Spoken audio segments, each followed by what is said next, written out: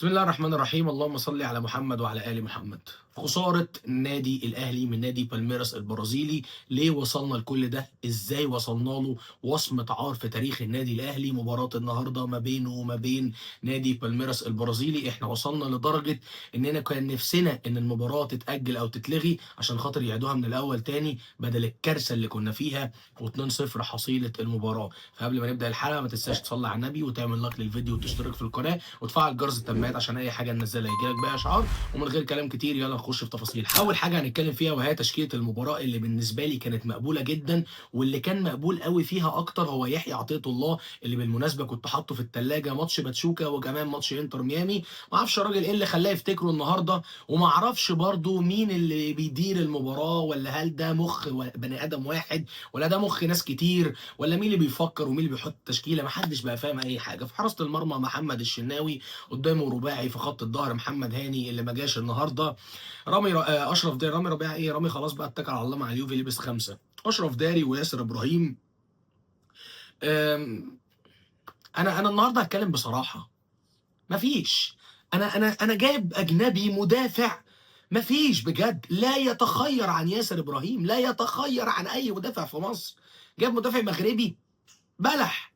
ناحية شمال يحيى عطية الله اعتقد من احسن اللعيبه اللي كانت موجوده، وكاداء فردي الراجل ده كان كويس، بينزل لنص الملعب وبيطلع وبيعدي وبيكمل وبيزيد وبيعمل، ولكن مفيش حد بيلعب، مفيش. ثلاثي في نص الملعب مروان عطية النهارده كان عامل اداء رائع بالنسبه للشوط الاول. بصراحه الشوط الثاني مفيش حد لعب كوره اصلا. حمدي فتحي اللي خد انذار في كوره كده وكان برده نسبيا كويس، بن رمضان اللي برده لسه يعني ولكن لعيب كويس جدا وخامه طيبه جدا. ناحيه اليمين احمد مصطفى زيزو اللي ما شفناهوش بسبب ريفيرو اللي كان قايل له اوعى تقرب من ناحيه الجناح اليمين، انا عايزك تفضل واقف في دايره السنتر عشان انت امام عاشور بالنسبه لي، انا هعاملك معامله امام، انت ما تلعبليش جناح يمين ابدا. ناحية شمال تريزيجيه اللي خلاص هو تقريبا قضي عليه بعد اللقطة بتاعت ضربة الجزاء من الماتش اللي فات. حرفيا تريزيجيه ما جاش النهارده المباراة نهائيا، ما شفتش منه اي حاجة خالص. وفي وقت من الاوقات كان بينزل هو يسقط، مروان عطية يبقى بين الاثنين سد باكات، وتريزيجيه ناحية الشمال وقدامه يحيى عطية الله، وفي الاخير وسام ابو علي اللي برضه خلاص يعني النهارده وسام هيعمل ايه؟ ما هي الكرة لو ما وصلتش للناس دي كلها هتوصل لوسام ازاي؟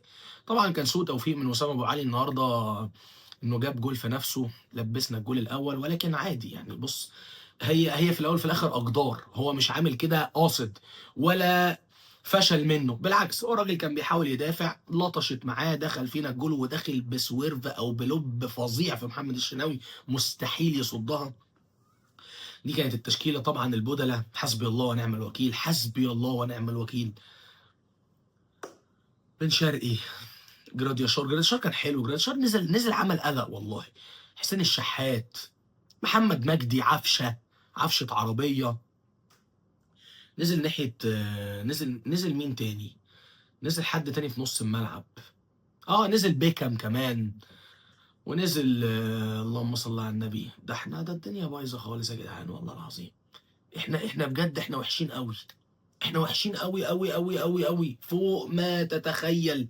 في فرق شاسع وجاب كبير ما بين النادي الاهلي او كرة افريقيا وكرة امريكا اللاتينية وكرة اوروبا وكرة اسيا اللي بتتطور اصلا. دي تشكيلة المباراة. النادي الاهلي الشوط الاول، اللي يقول لك ان الاهلي كان حلو الشوط الاول قول له على اي اساس؟ هل انت يا اهلي هددت مرمى وافرتون حارس مرمى نادي بالميراس؟ الاجابة لا. طب انت كنت حلو ليه او ازاي؟ طب ماتش انتر ميامي الشوط الاول انت كلتهم علقة، ما قدرتش تجيب جول.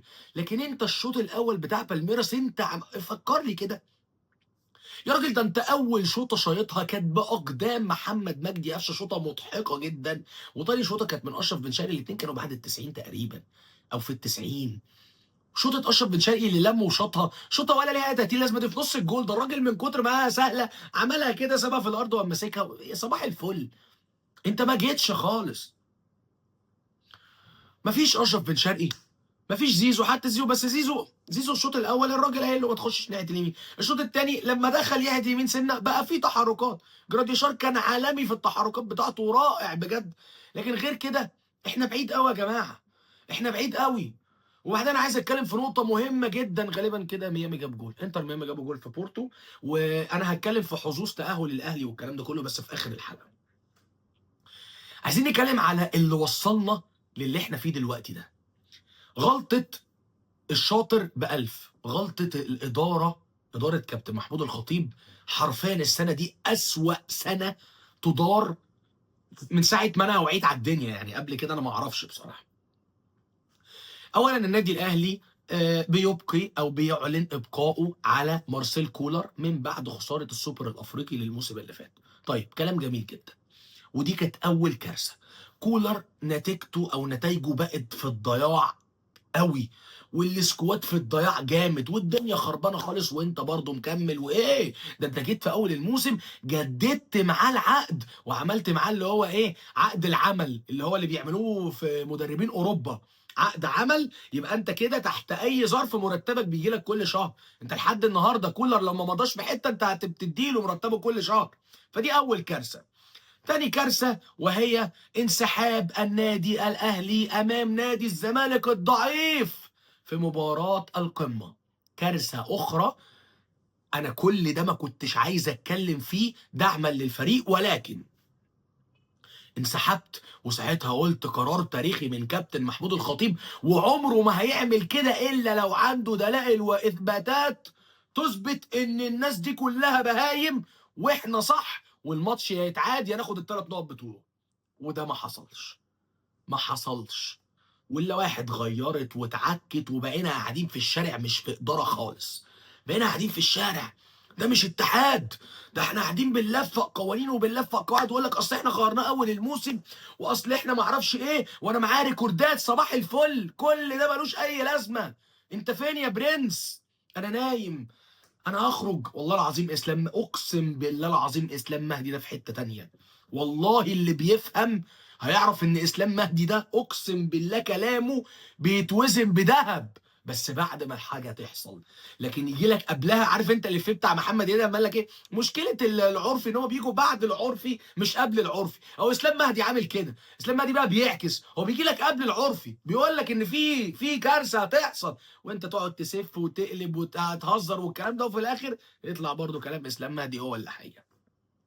استكمالا للعبط والهبل والعتا، بندخل على ان صن داونز مش عارفين نكسبهم. لا لا، مش عارفين نكسبهم. صن داونز مش عارفين نتعادل معاهم اصلا. احنا مش عارفين نعمل حاجه يا جماعه، مش عارفين نتعادل ايجابي، مش عارفين نجيب جول يا راجل. ده احنا ماتشين قدام صن داونز جايبين جول واحد على ارضنا وسط جمهورنا، وفي الاخر بنخسر البطوله او بنخرج من نص نهائي البطوله عشان خاطر التعادل والهدف بره الارض بهدفين. استكمالا، ساعتها الاهلي والخطيب واداره الخطيب بيقفوا وقفه تاريخيه. لا، مش هينفع نكمل مع مارسيل كولر، هنديله مرتبه وهو قاعد في البيت، ولكن مش هنكمل مع كولر. احنا افتكرنا ان احنا دلوقتي لازم ناخد القرار ده. طيب يا عم هتعمل ايه دلوقتي؟ ده انت عندك كاس عالم وضيعتنا ووديتنا في داهيه. لا لا ما تقلقش انا هتصرف. كابتن عماد عندنا 6 ماتشات، تعالى نلعبهم مع بعض ونشوف الدنيا فين. ورسميا كابتن عماد النحاس هو المدير الفني للنادي الاهلي حتى انتهاء بطولة الدوري. تاني كده، رسميا عماد النحاس المدير الفني للنادي الاهلي حتى انتهاء بطولة الدوري. طب ده انت عندك كاس عالم وعمال تقول لي صفقات، وبكلم زيزو ومضيت مع بن شرقي، وهجيب بن رمضان اللي بخلص فيه بقى 3 سنين مش عارف ايه، وهتطلع نار من بقك. خلاص يا عم هنمشي بعماد النحاس وبالحب قشطه، ماشي جميل. كابتن عماد النحاس بيكسر كل القواعد والقوانين، وبيكسر كل الميتافيزيقا اللي في الدنيا، وبيكسب 6 ماتشات ورا بعض 18 نقطه، وبيجيب لك الدوري من بق بيراميدز. طبعا ده بلس ان بيراميدز اتعثر قدام فاركو وقدام بنك الاهلي 3-2 و4-2 يعني. حلو جميل قوي. قلت اسوأ الظروف ايه اللي هيحصل؟ كابتن عماد هيسافر مع الفريق لامريكا، يا عم مش مشكله، 3 ماتشات واوروبا اضرب واقلب زي الانتر كونتيننتال ونرجع نشوف حالنا الموسم الجاي. لا ازاي؟ بقول لك ما ينفعش مصري يمسكني، انا لازم اجيب مدير اجنبي عالمي. اجيب مين يعني؟ انا ممكن اشوف كيروش، ممكن اكلم جيسوس بتاع الهلال السعودي اللي مشي من الهلال وجه مكانه سيمونو انزاجي. لا لا لا، اجيب مين يعني؟ انا عايز اجيب حاجه بره الصندوق. اصل الاخبار والصحافه عرفوا الاسماء دي، انا اجيب مين؟ اجيب في مدرب اسمه خوسيه ريفيرو ماسك اورلاندو بايرتس. اورلاندو يا بني ادمين، فريق اورلاندو بايرتس يا بني ادمين، جايب لي مدير فني في فريق اورلاندو بايرتس. المدير الفني لفريق اورلاندو بايرتس، الفريق الثاني في جنوب افريقيا، خوسيه ريفيرو. ليه؟ عشان يا عم محدش عارف الاسم، نجيبه بقى ونوريك بقى الحركات زي فايلر. هو حد كان يعرف فايلر؟ مين فايلر ده؟ جه كسب 17 ماتش. طب يلا نجرب تاني، ما احنا فاضيين يا عم، احنا ورانا حاجه؟ هي مش عزبه ابونا دي، نجرب براحتنا. ورسميا خوسيه ريفيرو هو المدير الفني للنادي الاهلي في بطوله كاس العالم. جميل. اخش اتفرج على ريفيرو، انا ساكت كل ده، انا اللي قاعد عمال اهري معاك فيه ده، انا ساكت مش عايز افتح بقي. اسلام مهدي هو اللي بطل وهو اللي بيدب في الناس كلها، ما بيبقاش على حاجه. انا قاعد مفيش الا 2 3 بيتفرجوا عليا، فعادي انا اهدى كده لحد ما الدنيا نشوف هتوصل لايه وبعدين اتكلم. لا بس كفايه. اخش اتفرج على خوسيه ريفيرو، انا بحب الارقام قوي. قلت الحاجه الوحيده اللي هتقول لي كابتن محمود الخطيب طلب ريفيرو عشانها هي حاجه بس، حاجه واحده، انه كسب صن داونز بقى. مثلا يعني انت عارف احنا اي حد بيكسب صن داونز بنجيبه، او اي حد بيدرب صن داونز بنجيبه. ليه؟ لان احنا صن داونز الفريق الوحيد في افريقيا اللي معلم علينا، دي حقيقه وواقعيا. جميل. ادخل على ارقام ريفيرو، قلت اتفرج ليه كده ماتشات الدوري كده، ما اكيد بيلعب صن داونز في الدوري. بيخسر من صن داونز في بريتوريا عادي جدا، بيكسب على ارض 1-0 ولا 2-0. هو ده ريفيرو يا كابتن محمود؟ من هذا الشخص؟ من هذا؟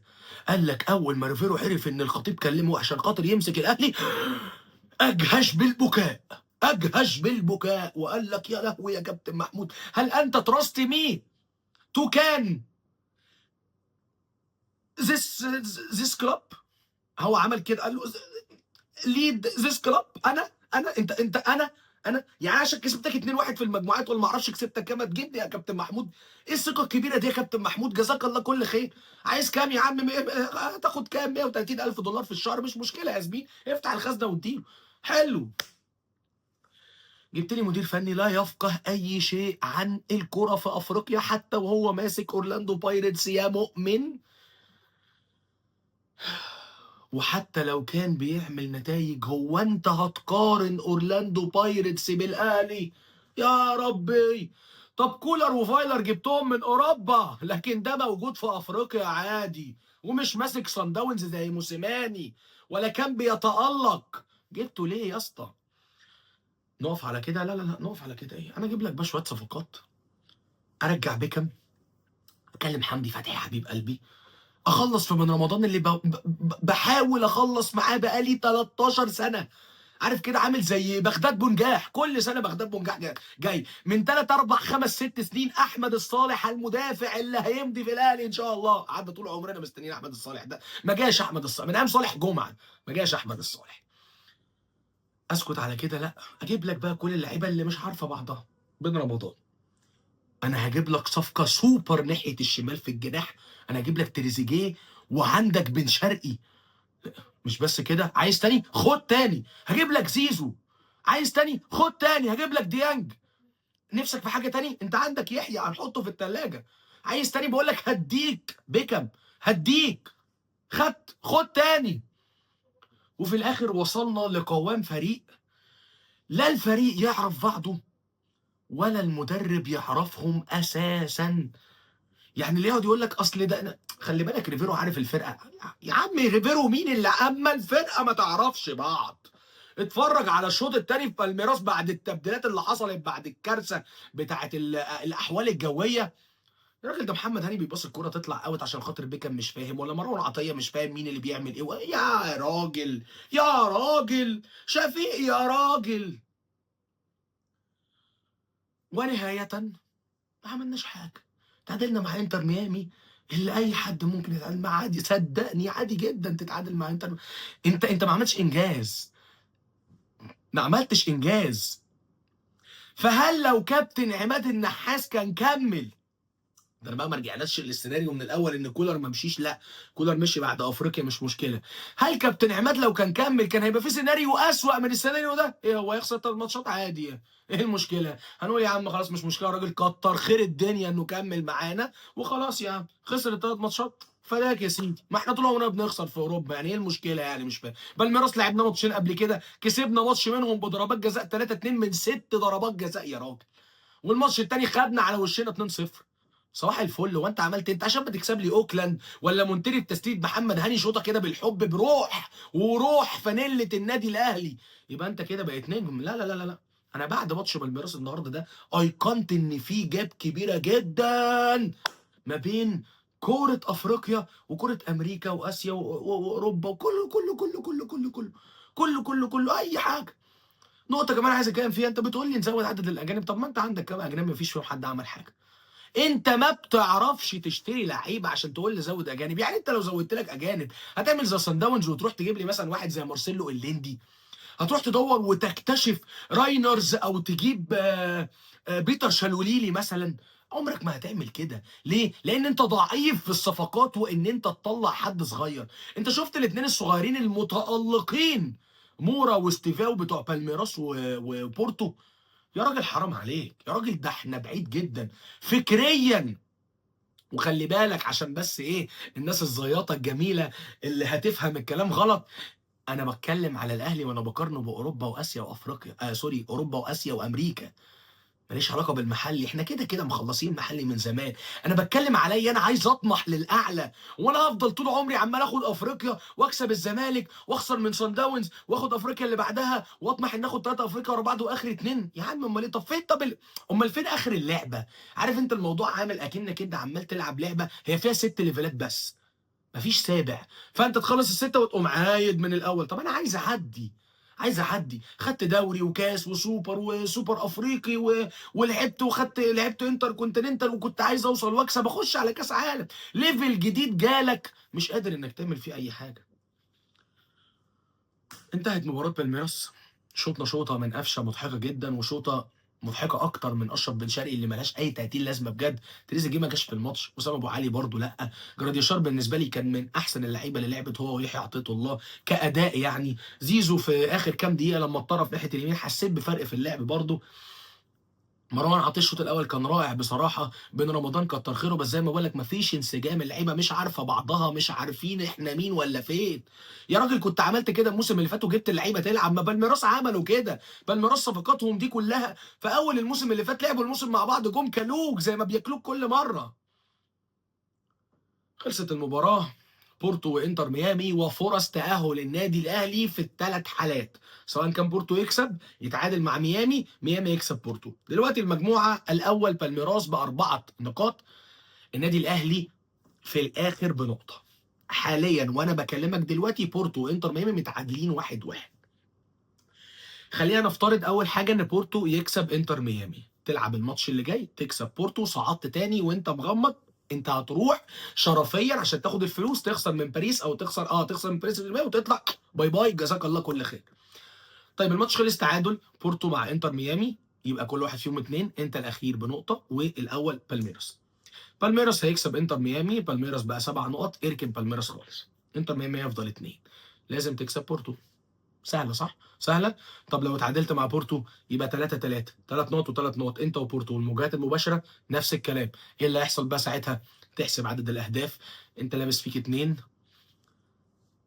ما عملش حاجه تاني، بورتو جايبين جول، انت ما جبتش اجوال، فانا ما اعرفش انت هتتعادل بنتيجه ايه. فلو انت هتلعب على التعادل مع بورتو في حاله ان هم اتعادلوا مع انتر ميامي، فحضرتك لازم تتعادل. مش عارف انا مش لاقي لها والله ما اعرفش. ما انت لما تتعادل هيبقى عدد الاهداف هي عدد الاهداف، فهم يصعدوا عليك عشان هم جايبين جول قدام بالميراس، فهي خلصت. فلو اتعادلت للاسف مفيش. طيب انتر ميامي اللي كسب بورتو، بالميراس بقى 4 او سوري خلاص بقى 7، انتر ميامي خد ال3 نقط من بورتو بقى 4 وخسر من بالميراس فضل 4 زي ما هو.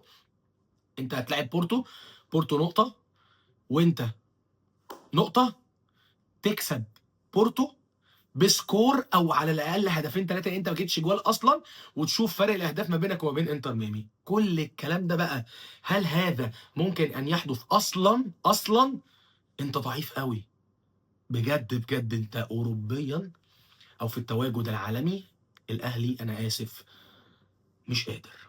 خلصت كل كلامي. دمتم في امان الله. سبحانك اللهم وبحمدك، نشهد ان لا اله الا انت، نستغفرك ونتوب اليك. ما تزعلوش مني لو انا كنت حاد شويه، ولكن انا كاتم جوايا كتير قوي وما اتكلمناش، وبندعم وبنعمل، ولكن خلاص ذاتس انف. دمتم في امان الله. اشوفكم ان شاء الله على خير في حلقه جديده على قناه صيع كوره. كان معكم اخوكم عبد الرحمن بكر، و سلام عليكم.